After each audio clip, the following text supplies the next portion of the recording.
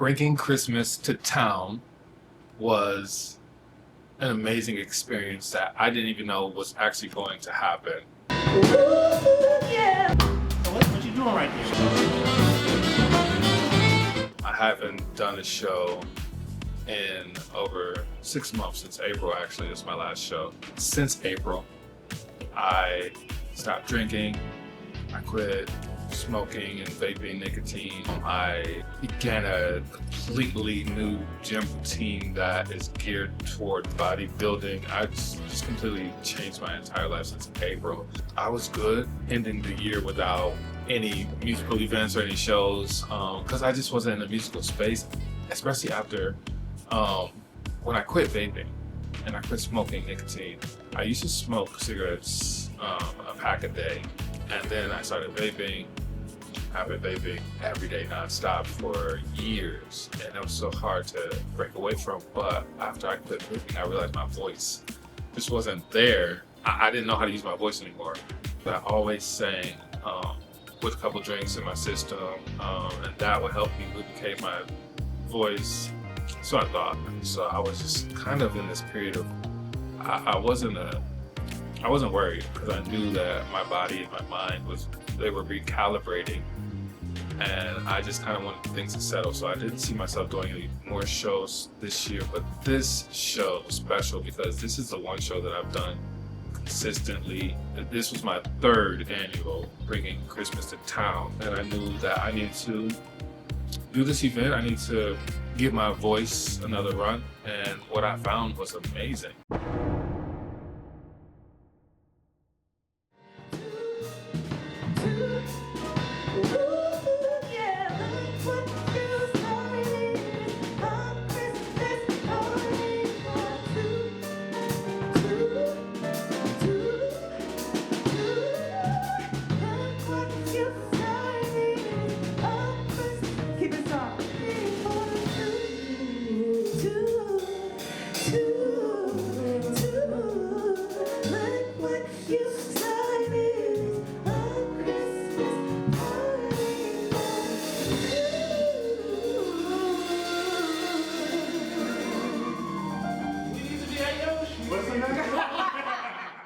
Our musicians that I've been performing with and playing with for the last few years, they're always my first call. They're usually available and ready to do the show, so I was happy about that. So I decided to start off with a 3-piece: keys, percussion, and bass. I want to start off real simple, just keep it real simple, not do too much. And then I reached out to my girl Robin. She's an amazing vocalist, singer-songwriter, and I've done shows with her for the last 2 years consistently. Usually when you see me, you see her. And so we got together for our first rehearsal, and this rehearsal felt different.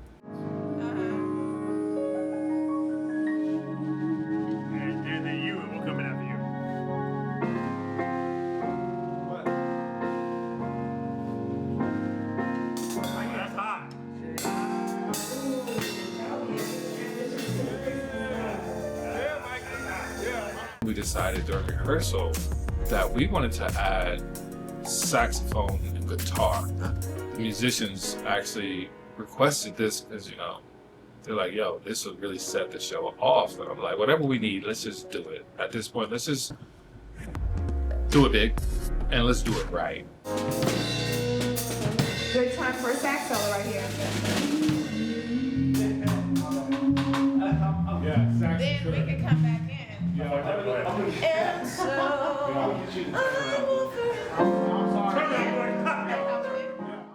we got the saxophone player, we got the guitar player, in addition to keys, bass, and drums. We're set. I got Robin. We're good. The rehearsal went amazing. We felt so good about it. 2 days later, Robin hit me up and let me know that she had double booked for that specific date and couldn't make the show.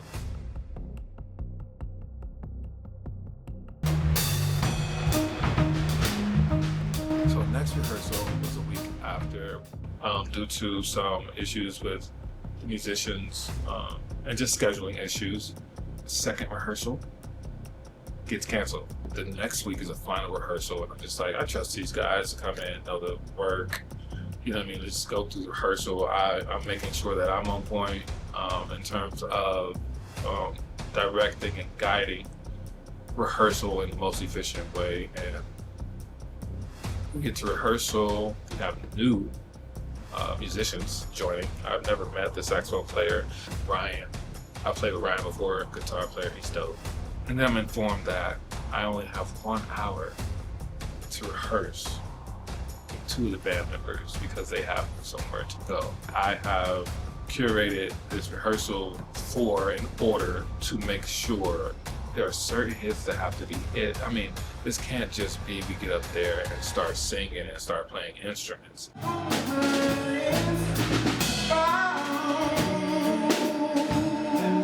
That was the chance too.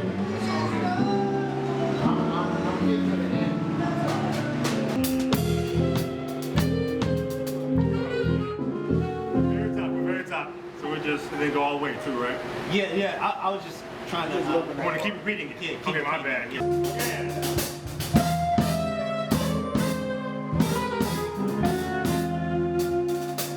One more time.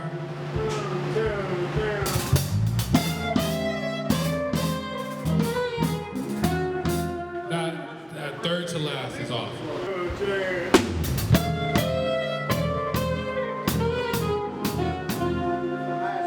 The last two. First one on the last year. This is a little hesitation.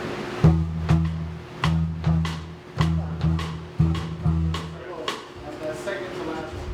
We're going over hits that, the simple transitions and things that I could tell no one gave attention to outside of this space. When we canceled the rehearsal the week prior, that was based on, my trust in the musicianship of everyone. And that, I have to go through a couple of,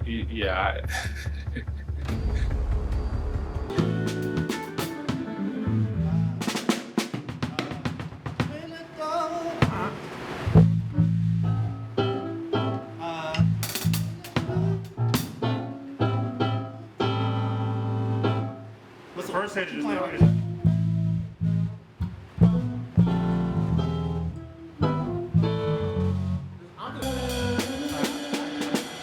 Hear something else.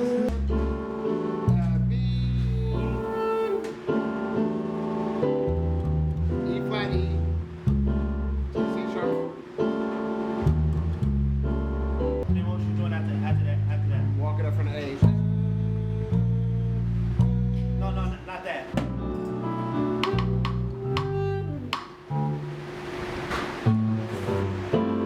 So remember the second one was the one I was moving.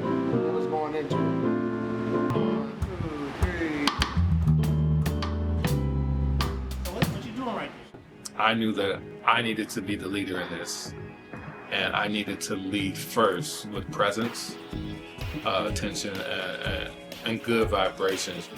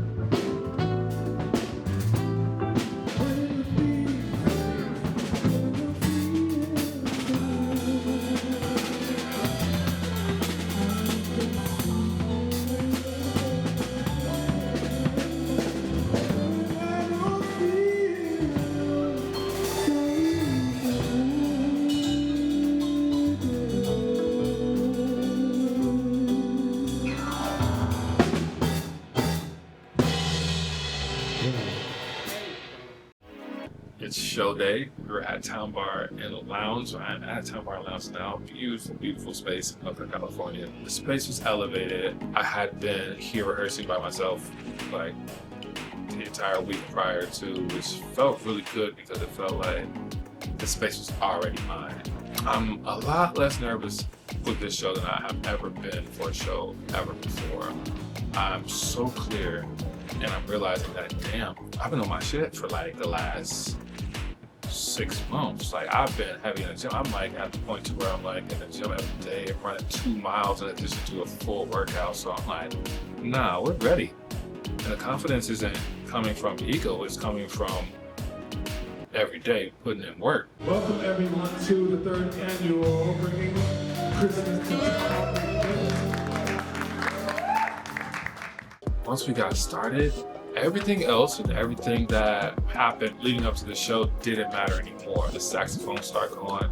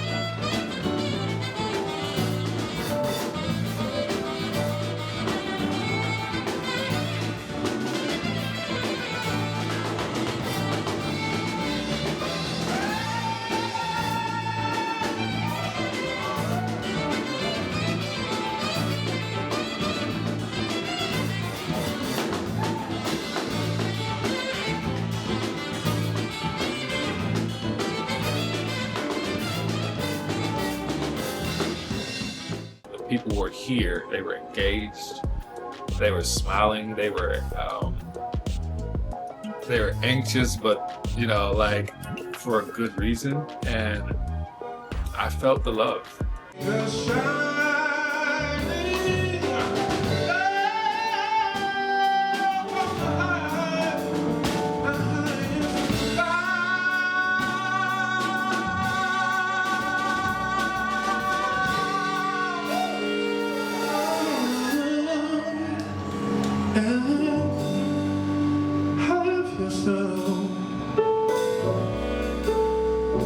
a merry little Christmas.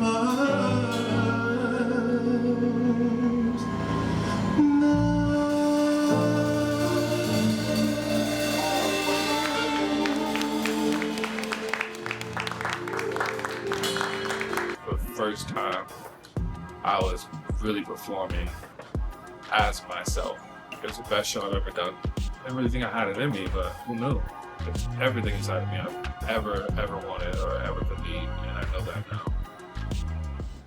So prices are going up, and it gets better. The bees